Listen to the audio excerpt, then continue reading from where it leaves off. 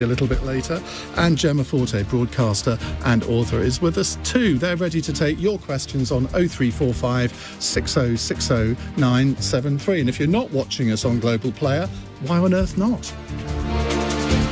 Call 0345 6060 973. Tweet at LBC. Text 84850. Cross question with Iain Dale. This is LBC. Well, let's crack on because there's so much to get through tonight. Terry in Watford has our first question. Hi, Terry. Hi, Ian. Hi, panel. Hello. Does the PM have a leg to stand on talking about personal responsibility? Natasha. Thanks, Ian. You for didn't think coming I was to me going to come first. to you first, did you? I did not. Well, I think, Terry, that's a good question because I suspect you, like me, are a little bit confused after the announcements today because I don't entirely trust the Prime Minister's motivations when it comes to COVID restrictions. I really want to hear from Chris Whitty or somebody. We just did for an hour. Did we? Yeah. I was travelling in. Did they agree? They kind of did. I mean, they did give a slightly different message to the Prime Minister, but there was nothing where you could say, well, why haven't they resigned over this then? Sure. Okay. So thank you for clarifying, Ian. Anytime. So up until an hour ago, we hadn't heard from Chris Whitty or Patrick Vallance. And I think you're right that this is not the right person to be delivering a message about personal responsibility. And I also don't think that we have seen that the entire British population can practice consideration to others. Some can, but this pandemic has not shown everyone in a good light. Wouldn't you say that the majority of people have been remarkably compliant? The majority, but it only takes a small minority, particularly when you have a variant. We don't know what's going to happen with future variants that maybe is more transmissible or more serious. And that being the case, they don't do the right thing even when there are restrictions in place. The fact is, the Prime Minister was proved right over not putting the country into lockdown over Christmas. If not now, when in lifting these restrictions? Because I think anybody that criticises him for lifting the restrictions now, surely it's incumbent on them to say, OK, well, I don't think that they should do it now, but then they should do it maybe in a month or 3 months or 6 months or whatever. I'm not criticising him for lifting the restrictions. I think he could have done more to support people who have to shield in terms of giving people support when they have to take time off work and allowing people who are vulnerable to test before they show symptoms. All I'm saying is that because it was the Prime Minister delivering it, just like Terry's question would suggest, it was confusing because I didn't know what his motivations were. Peter Hitchens. Well, I don't think the question of his responsibility really has much to do with it. I mean, I thought that he was hugely irresponsible 2 years ago when he shut down the country. Right at the beginning. Right at the beginning. I've always said that it was a huge overreaction, immensely damaging, and unjustified by the circumstances. It was like a man who discovers a wasp's nest and sets fire to his house to get rid of it. It was and continues to be a huge overreaction. We pay for it increasingly every day, and the immensely increased taxation, inflation, and the major economic problems and the immense irreparable damage to the National Health Service, which was done. So I don't think it was responsible to do it in the first place. So if we're going to criticise his irresponsibility, that's the point at which to criticise it. It was a mistake. I'm very glad that he's finally been persuaded out of pursuing this course, fundamentally based on the ideas of the People's Republic of China rather than on a free, democratic and law-governed nation. So although I find him a terrible Prime Minister and don't like anything that he's ever done, I'm very glad that he's at least been pulled away from this course of action and we're finally beginning to climb back into being a normal country again. So I'm not going to have a go at his responsibility on this.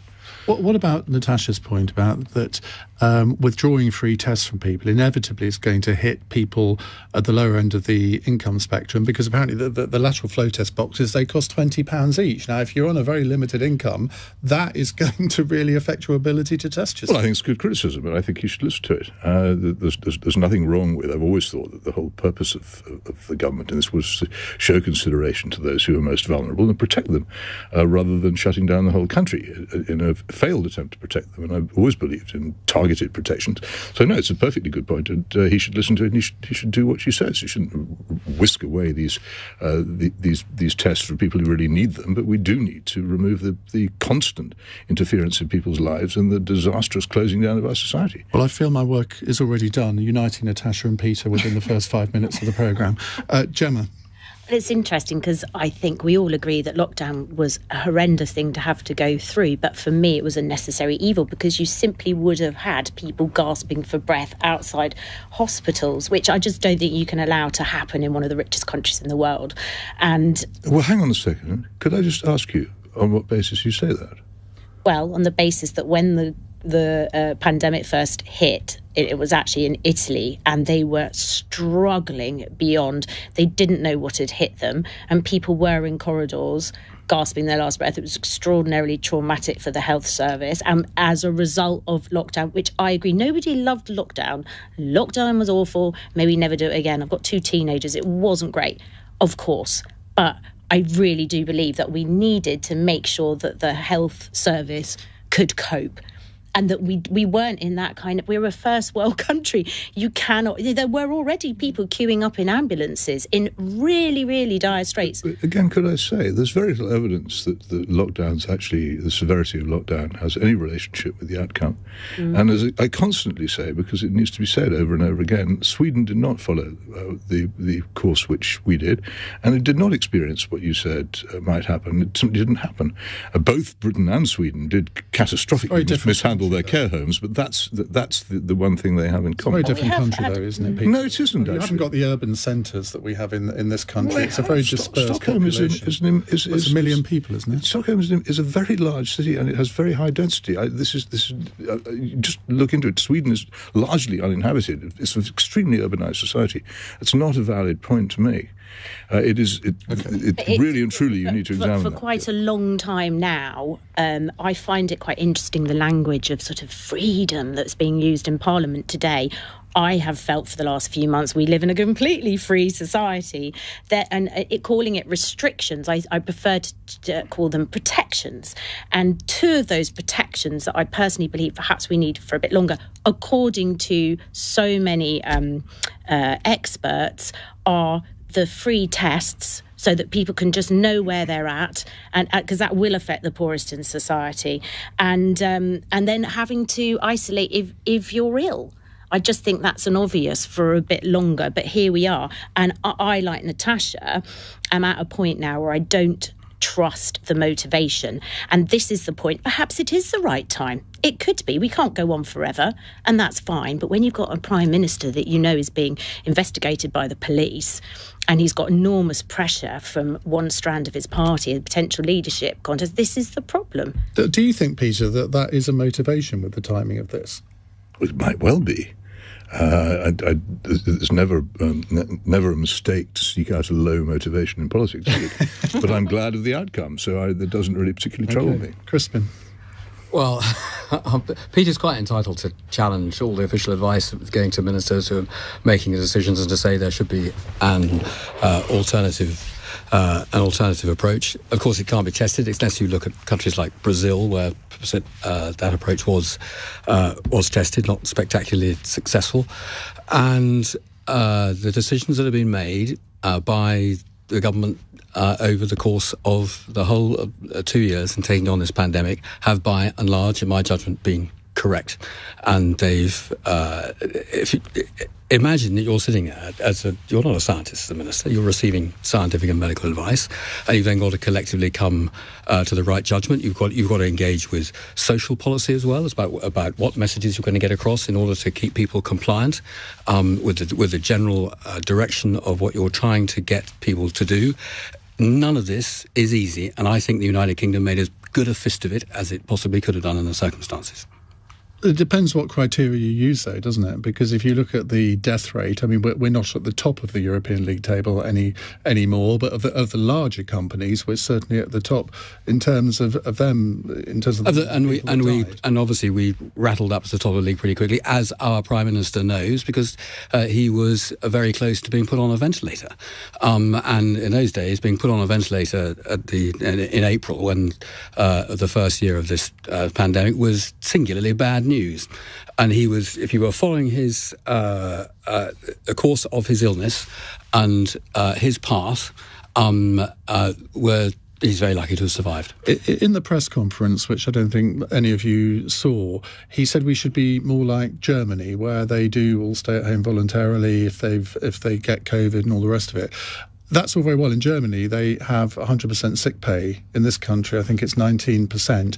Now, if you couple that with the point that Natasha made about the £20 costs of lateral flow tests, I mean, we shouldn't be surprised if people don't necessarily do the right thing because they won't be in a position to, some people. And those disincentives to do the right thing have then got to be addressed if they become apparent.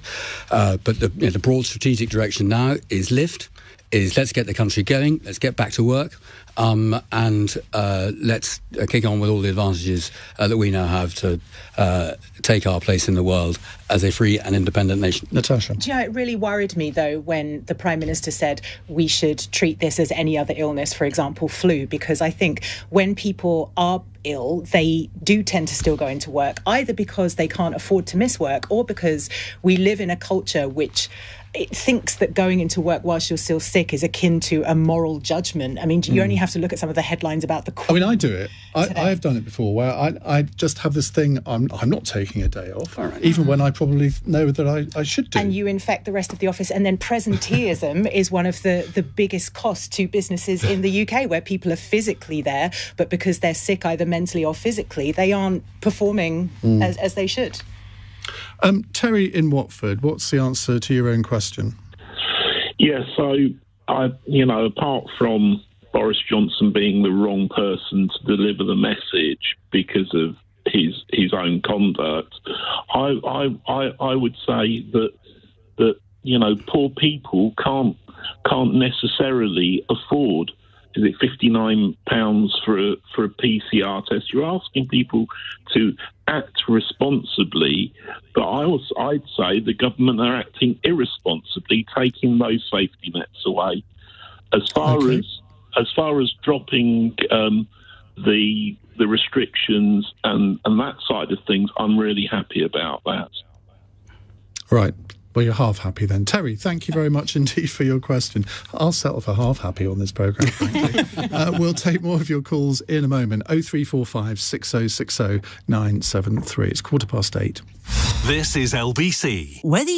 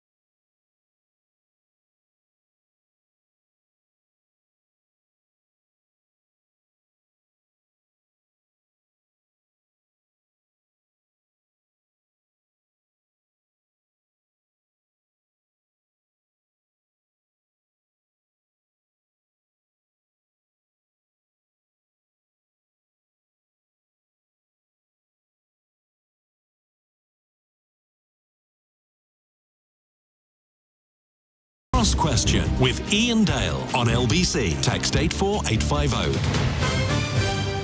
It's Cross Question with Peter Hitchens, Natasha, Devon, Crispin, Blunt and Jemma Forte. And next caller is Maya in Tottenham. Maya, hi, what's your question, please? Hi, yes, I just wanted to know, why do you think Boris Johnson is so keen to get us involved in the Ukrainian tensions? What do you mean by involved?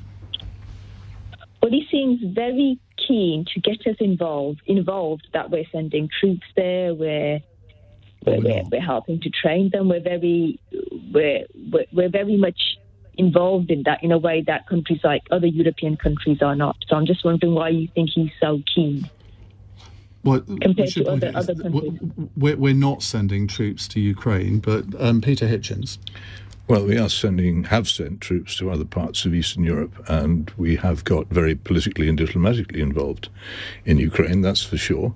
It is a reasonable question to ask why Britain, which has no visible interests in this matter, is so vigorously taking sides, sending ministers to Moscow to lecture the government there. And you have to ask, what is it that is so important about Ukraine to us, and why so many countries are getting involved, as if this was, as it is portrayed on so many broadcasting organizations and in so many newspapers, a kind of cartoon contest between a lovely, utopian, democratic, marvelous Ukraine and villainous, Mordor-like Russia ruled by a dark lord.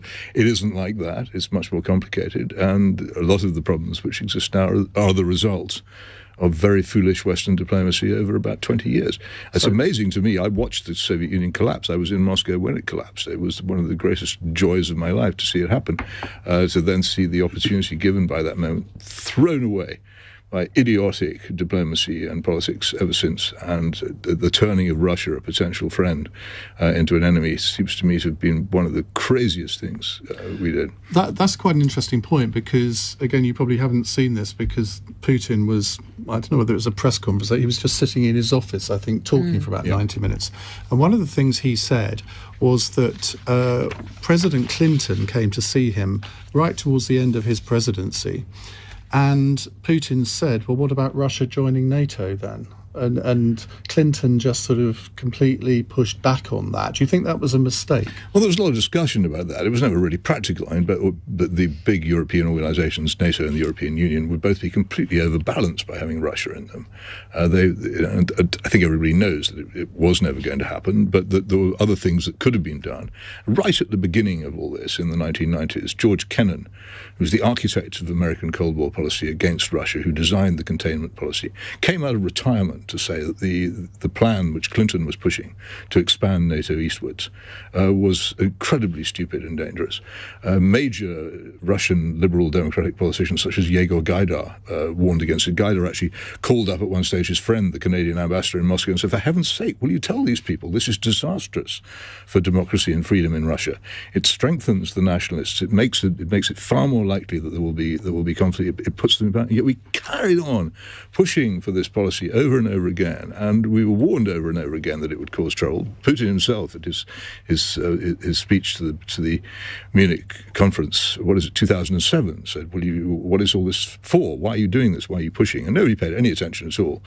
And that, in my view, is why we've ended up here. It's not a simple matter of Russia bad or everybody else good, by any manner of means. And what is baffling in it is what Britain's interest in it are, and I do share your caller's wonderment as to exactly what Britain sees as its role or purpose in this. What you're effectively doing, though, is dismissing Ukraine as a faraway country of which we know nothing. I've said nothing of the kind. No, it's a faraway country of which I probably know quite a bit and have been to several times. And I'm not dismissing it at all. I'm just saying it's more complicated. Nations, surely it is incumbent on a member of the UN Security Council, i.e. Britain, to question Russian motivations for incursions into a sovereign country.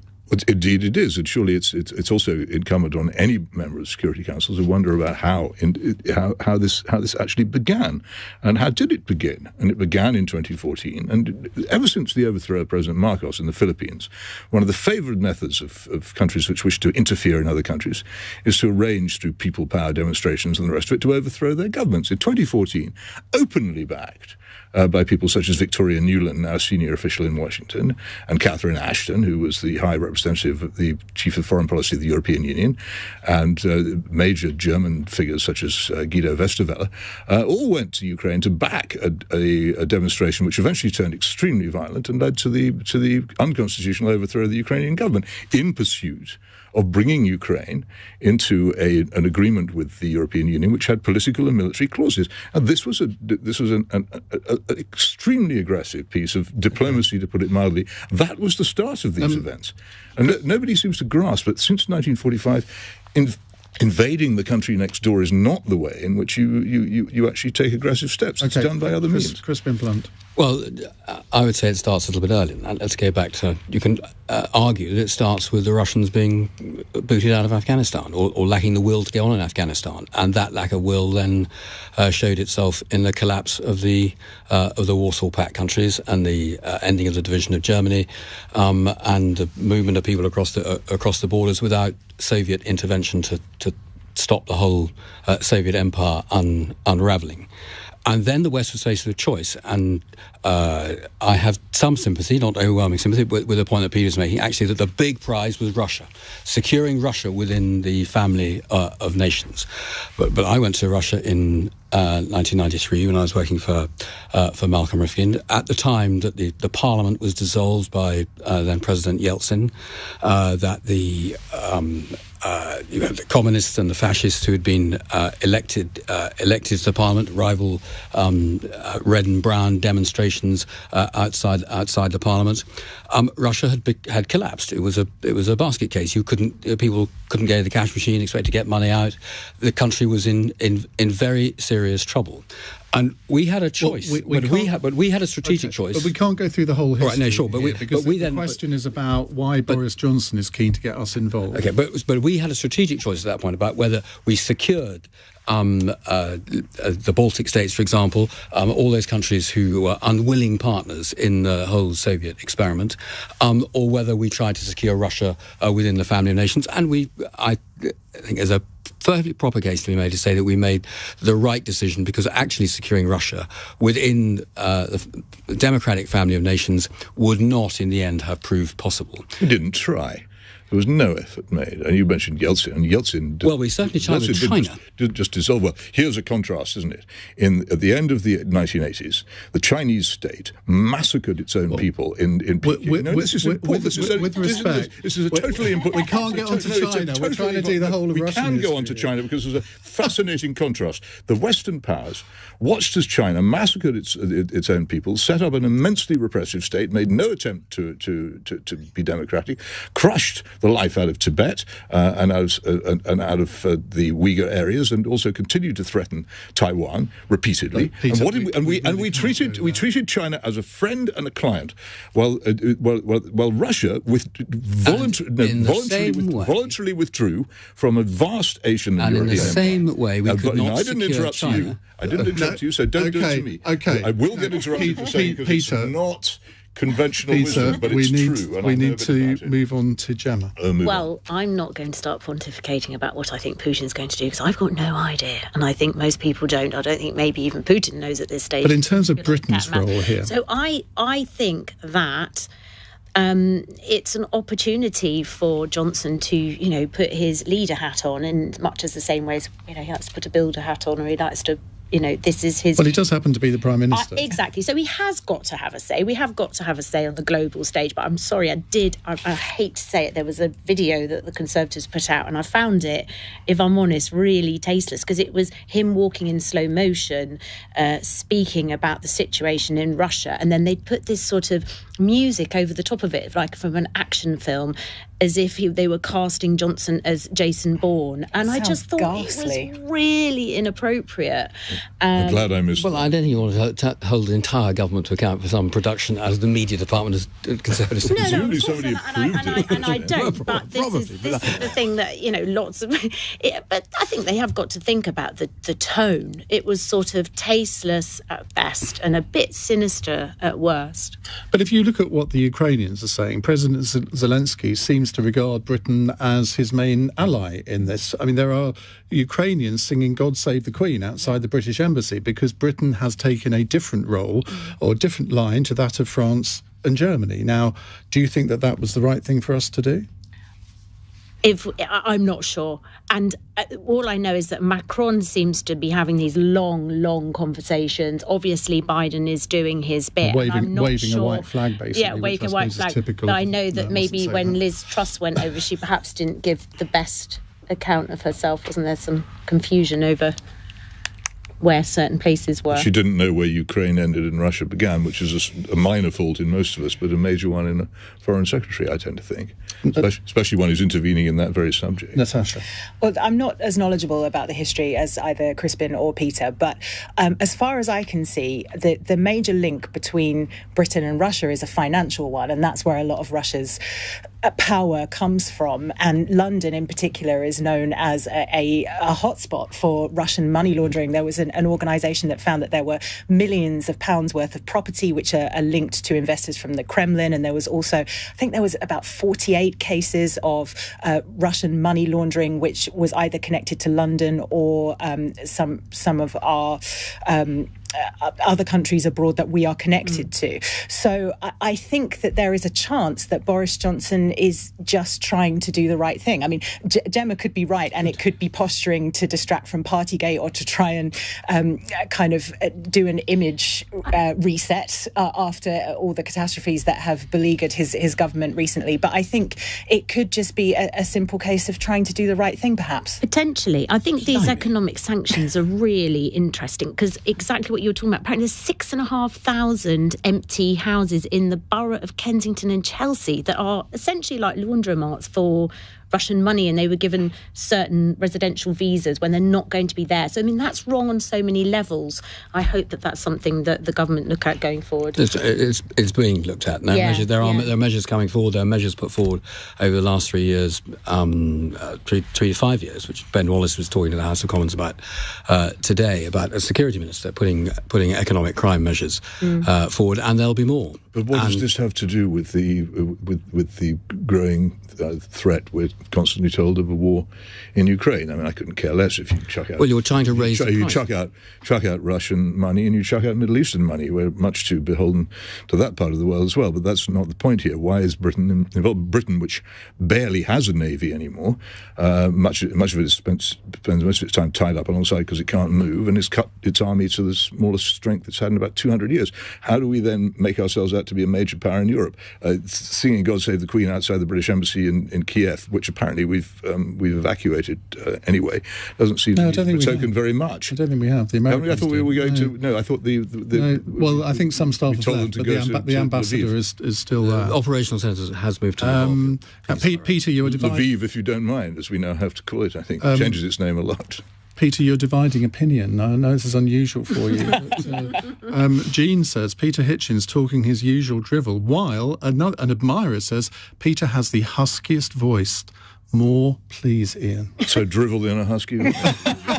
It's what you want, that's what you'll get. I don't know why she thinks it's drivel, I'm afraid. Perhaps we have another half hour of this to go. We're looking forward to hearing more from all of our panellists. 0345 6060 973. It's 8:31 news headlines on LBC with Andy Ivey. President Putin has signed decrees recognising as independent the self-proclaimed republics of Donetsk and Luhansk in eastern Ukraine. Boris Johnson has described the development as extremely bad news and says the UK will be discussing with allies the potential implementation of sanctions against Moscow. From Thursday, people who test positive for coronavirus in England will no longer be legally required to self-isolate. Under the government's plan for living with COVID, free symptomatic and asymptomatic testing for the general public will end from April the 1st. Labour has called the announcement half-baked. More than 250 flood warnings and alerts are in place across England and Wales following heavy rain brought by Storm Franklin. 2 are severe, meaning a danger to life for the River Severn in Ironbridge in Shropshire and Bewdley in Worcestershire. LBC weather, clear spells for a time overnight. Tomorrow, a band of rain and strong winds in the north moving southeast and easing. Sunny spells and scattered showers following and a high of 12 degrees. This is LBC. Date night.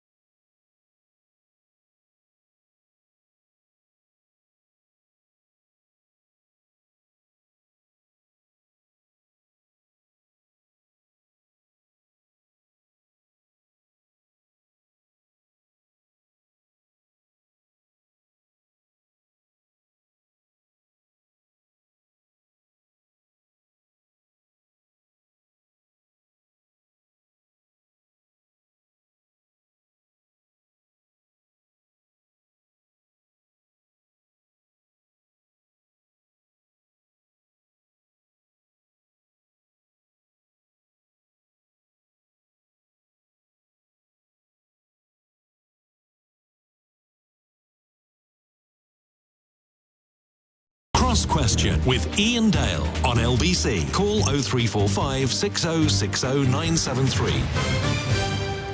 Lorraine says, Peter does talk some twaddle, but not going to lie, his voice is kind of hot. Have you ever had this on a programme before, Peter? Never. Well, you'll come back, won't you? We have Peter Hitchens with us from the Mail on Sunday, Natasha, Devon, my LBC colleague, Crispin Blunt, Conservative MP for Reigate, co-chair of the APPG on drug policy reform, and Jemma Forte, the broadcaster and author. Right, our next question has come in by email. By the way, you can not just phone, you can email or text as well, 84850 on the text. Email Iain, IAIN, @lbc.co.uk. Amar says, is it time to legalise cannabis? I could go to Peter first, but I did on the last question, so I'm going to go to Crispin as chair of the APPG on drug reform. Well, what we need to do is follow the evidence. And what we haven't had is a drugs policy at all of any kind that's actually based on empirical evidence.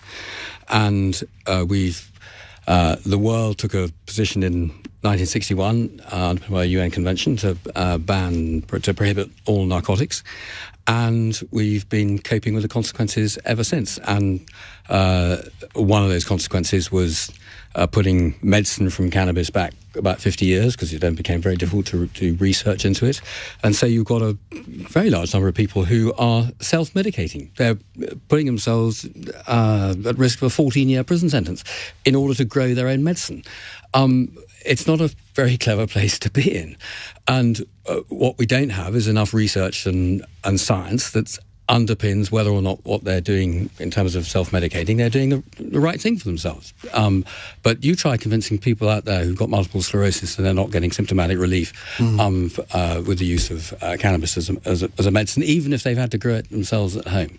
And so what we actually need is much more science and research to underpin the policy, to understand what the implications are of prohibition. That is pretty well established, because by any standards, our drug policy, in terms of its outcomes, is a disaster. We have the worst drug deaths in Europe. We have handed a very big industry into the hands of organised crime. I thought Switzerland had that accolade. Not anymore. Okay. And Switzerland and Portugal are the two examples in Europe of where the approach of decriminalisation of personal use has enabled to get people into healthcare, has tidied the streets up. Portugal back in 1999 had a death rate that was approaching ours. Ours is actually higher now, right across the country. But that was seen as such a crisis that they then took the radical step of putting in place a legislative framework to decriminalise personal use. It meant that supply was still criminal, and if you were lifted now with quantities of drugs that look as though you're a dealer rather than simply drugs for your own use, you're obviously open to full sanction of the law, but if it's you've got stuff for your own use, if it's then seen as a problem, you can then be directed into the healthcare. So your answer to the question, is it time to legalise cannabis, I'm sensing would be yes. Of course, the question is rather more complicated now. Is it? Because you've got medicine from cannabis, and we legalised that in 2018. We made a pretty pitiful job of it, because there have been 3 prescriptions on the National Health Service in the ensuing 3 years. We set up quite a nice private medical industry where if you've got £8,000 a year or that sort of order, you can go and get your cannabis medicine prescribed to you by a doctor.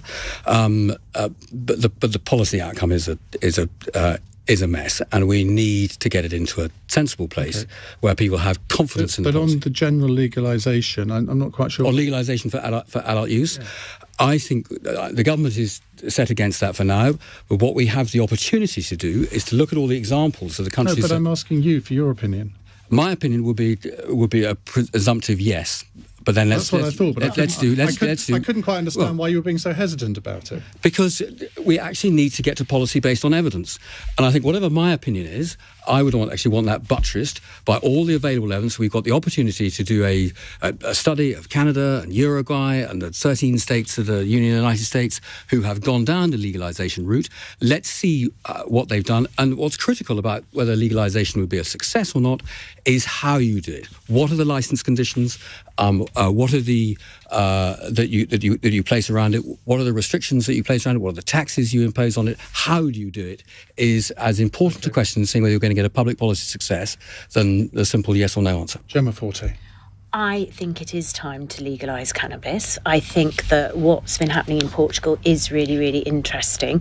I think that it would save a lot of police resources, and let's face it, they could do with that because we don't have enough police officers at the moment. I also think that alcohol is arguably as damaging as cannabis, and I think that if it was legalised, more damaging, and also if it's legalised, then actually the stuff that you could get would be regulated. Whereas, so I talk to my children about everything. Of course, you hope your kids aren't going to do drugs, but it's completely unrealistic to think that, to assume that. You just can't. So I'd rather have honest conversations.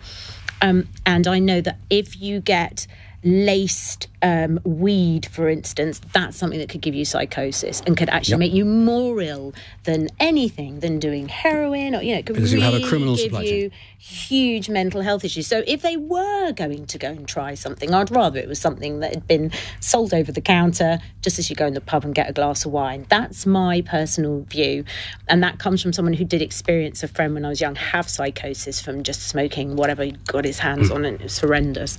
And it's this interesting, when kids go to festivals now, there's a tent that they can go to where if they've got drugs, they can sort of have them tested before. And again, as a parent, you're like, don't do drugs, don't do anything. But actually, again, to have these difficult conversations, you think, and I don't think mine have yet, but if they're going to, I'd rather they went and made sure it was safe. Natasha. I mean, everything that Jemma said, I would echo, but also with my kind of mental health hat on, I would say we know so much more about addiction now and the nature of addiction. And what's understood now is that there are very few substances which are in of themselves addictive, that it's the psychological addiction that people develop. And if you're psychologically addicted to something, you will do anything to get it. So I would much rather it was regulated. With these stronger strains, as you say, there is a link with psychosis. It can make people very poorly. And with taking my professional hat off and just putting my human hat on, I've been to areas of the world where cannabis is legal, and the only way I can describe them is they're less aggy than cultures which rely heavily on alcohol. It seems much more mellow. There's fewer fights, I should say. There seems to be less crime, less criminal activity going on. I mean, there is the question of, would we legalise alcohol now if we knew as much about it as we do now? But it seems to me that if we're going to legalise one, it doesn't make any sense not to legalise the other. Peter, you've written a lot about this and been very vocal on it. What do you make of the arguments that have been put forward so far? Well, I just am astonished at how many years I've been saying what I've been saying, and nobody ever listens to a word that I say, even though it's all true and nothing can be challenged about it. The first thing about marijuana is that it is well known, and Professor Sir Robin Murray of the Maudsley Hospital in South London is very well aware of it and will come and say so to you if you ask him. It's well known that there is such a strong correlation between marijuana use and mental illness that it's undeniable. I don't actually advance a causal relationship because one's not been proved, but it would be extraordinarily unwise to believe that you could take this drug without severe danger. I know of one particular case, my good friend Patrick Coburn, one of the greatest foreign correspondents alive, his son Henry, who took marijuana, began to take it at his grammar school in Canterbury, as nice a place as you might find.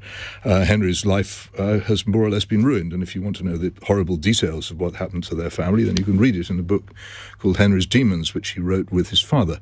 I'd rather continue, if I may. I'd let everybody else speak without interruption, and I think I would ask the same in return, especially this particular point. I wasn't going to challenge I still would rather not be interrupted, even so, because the point here is this, that when Patrick wrote this, he was approached soon afterwards by many, many, many friends and colleagues who said, this has happened to me. It's not uncommon, it's very common, it's extremely widely known, it's a major scourge. And to legalise a drug with that disadvantage, or even to call it a medicine, seems to me to be extremely dangerous. Leave that aside. The other arguments put forward, that if you legalise it, then you can regulate it. There are many places now, particularly in the United States, which have actually legalized cannabis for recreational use, including California. If you look at the sales figures, you'll find that the overwhelming sales continue to be done by criminal gangs because they can sell more cheaply and they can avoid the tax. And so the idea of regulation is fatuous. It will not happen. It does not happen. It's an argument which has already been exploded by practical experience. The other thing people will say, nobody said it tonight because perhaps they're tired of repeating a cliche, the war on drugs has failed. There's been no war on drugs in this country. The book that I wrote, The War We Never Fought, describes how the police and the criminal justice system collapsed in face of cannabis legalization campaigners from the 1960s onwards, and we just don't do it. The number of people actually prosecuted for possession of marijuana is tiny, and the police would not be saved any trouble if they were told not to do it because they don't do it anyway. Whereas what you find in two extremely important jurisdictions, democratic, free, law-governed, advanced countries, Japan and South Korea, is they prosecute for possession of marijuana, and they have much, much less use of it. It would work. It worked here. I'm old enough to remember when it worked here in the 1960s. It would work here if we did it. But the campaign, what I call the big dope campaign to legalize it, is immensely strong and extremely well funded and sees a huge possibility. It's very like big tobacco in its conscienceless pursuit of profit at the expense of human misery. It will do anything to get this drug legalized because of the huge profits. And many politicians foolishly believe that the tax income from it will justify this too. But the point about alcohol, I agree, alcohol is a terrible scourge, is that it's irreversible, its legalization, and so would the legalization of marijuana be. And if you legalized it, you would not be able to go back. It's not a decision to be taken lightly, and it's certainly not a decision to be taken on the basis of the almost total absence of knowledge of the drug and of its effects and of the things that have been done about it already in the world, which has been displayed, I'm sorry to say, by everybody else here this evening. Natasha?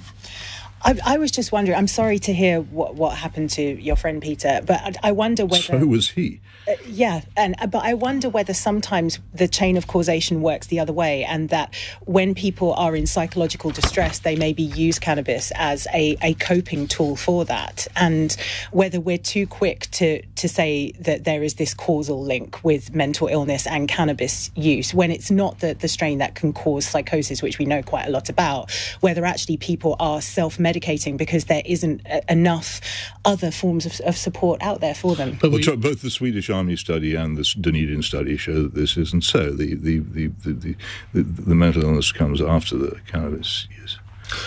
Crispin, did not the Prime Minister promise you that there would be a reform of the laws on psychedelic drugs? Why hasn't that happened?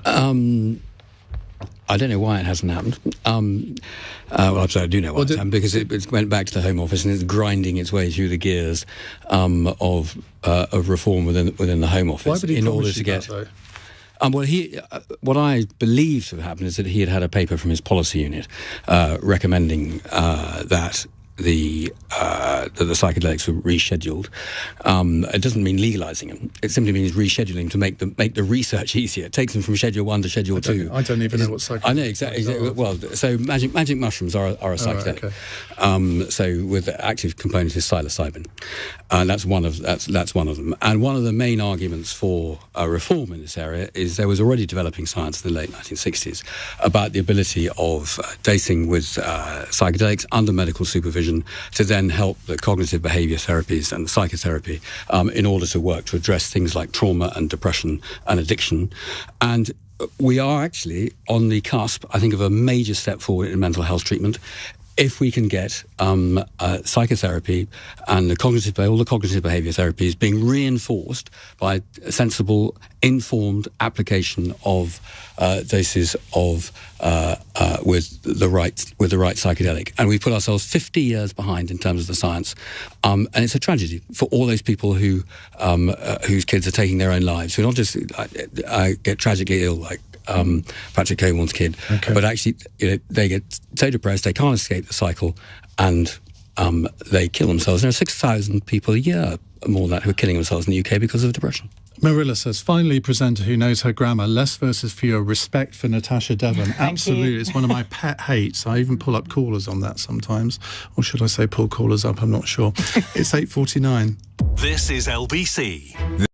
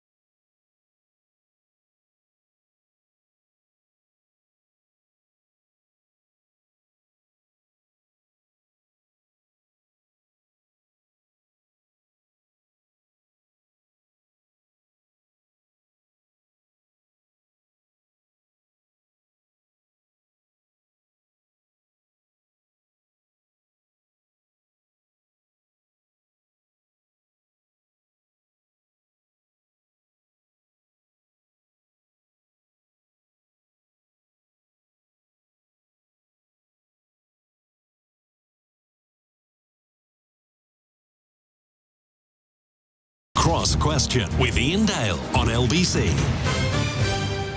8:52. Paul says, who would be the left-winger on your panel? Well, I think the two ladies to my left and right, I would say, were vaguely to the left, at least. And would you agree with that? I would say that I'm a socialist ideologically, but I'm not tribal. If I think Boris Johnson's done something right, I will say. But Peter, you can be a bit of a lefty as well, can't Very you? much. I'm in favour of renationalising the railways and water and a number of other things. I belong to a trade union all my life, and I'm pretty social democratic in my economic policies, and I don't think actually that conservative social policies are necessarily the preserve of the Conservative Party, which has been pretty useless at actually preserving or applying. And Crispin, you've got the odd lefty bit in you, haven't you? Well, I find myself quite difficult to stick in a box, actually. Right. Anyway, we're running. I'm definitely in the Conservative Party. Interesting. Well, that doesn't tell us anything, does it? Right, Richard is in Croydon. Hello, Richard. Hi, Ian. To what extent does the panel feel the mainstream media, blah, blah, is fueling hate in this country? Now, did I imagine it, but did you spit that phrase out, mainstream media? Well, the only reason I spat it out is because it's frequently spat out. I didn't mean to spit it out myself. Okay. But I was just, as a general term, the mainstream media. Right, Jemma Forte. I struggle with the term mainstream media because I don't really know what it means. People seem to quantify it in different ways. I think we've become very tribal. I think we've become a nation that love to shout. And I think a perfect example was the person saying, who's the left winger on the panel? And what's so nice is I don't affiliate myself to any particular party. I'm a bit of a woolly liberal. I'm much more of a lefty probably, but you're a bit of a Lib Dem, actually, aren't you? Probably, I don't know. I don't like to put a label on it because I just think what I think.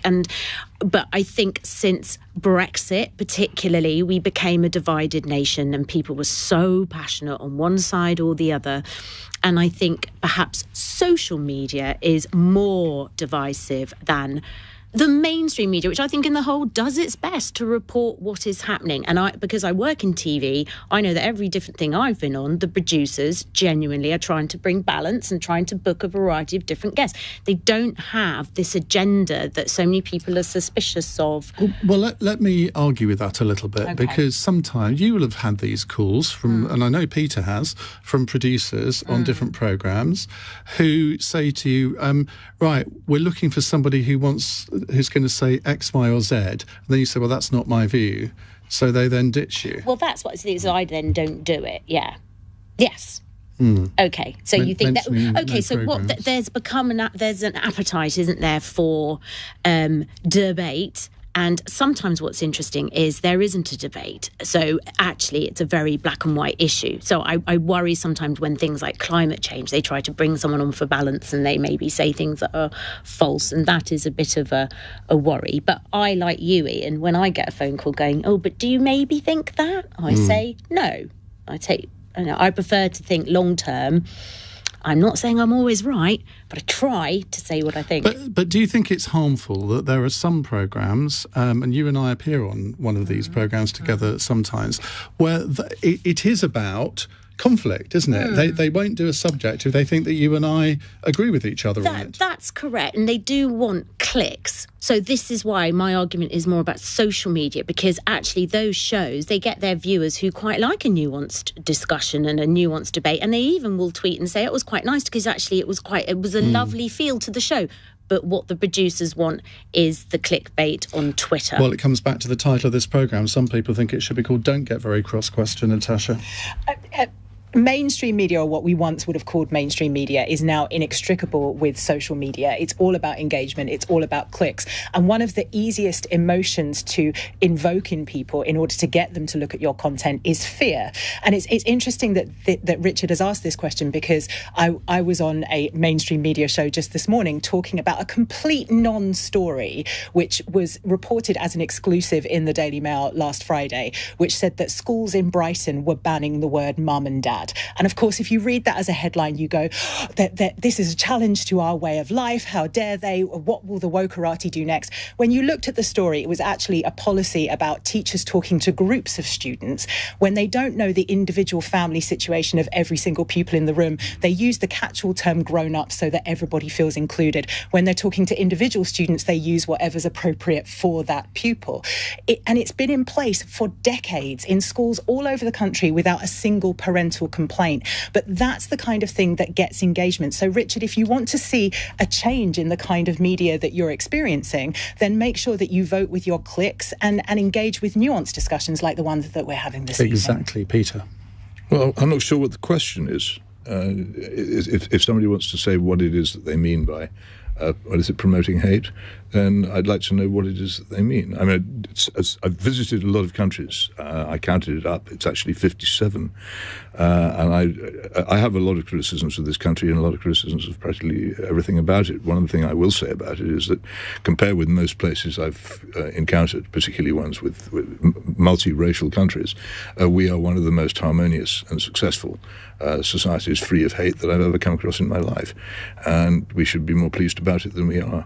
I think when I go back to and this is another thing, I say I'm one of the most left-wing people on the panel, when I was engaging in campaigns against what we called racialism in the 1960s, things were very different to what they are now, and they have improved immensely and beyond all recognition. If people could be transported back to that time and see what we've got rid of since then, it's something to be pleased about. So what the specific charge is, I don't know. But I suppose I could claim to be part of the mainstream media, writing as I do for a national newspaper.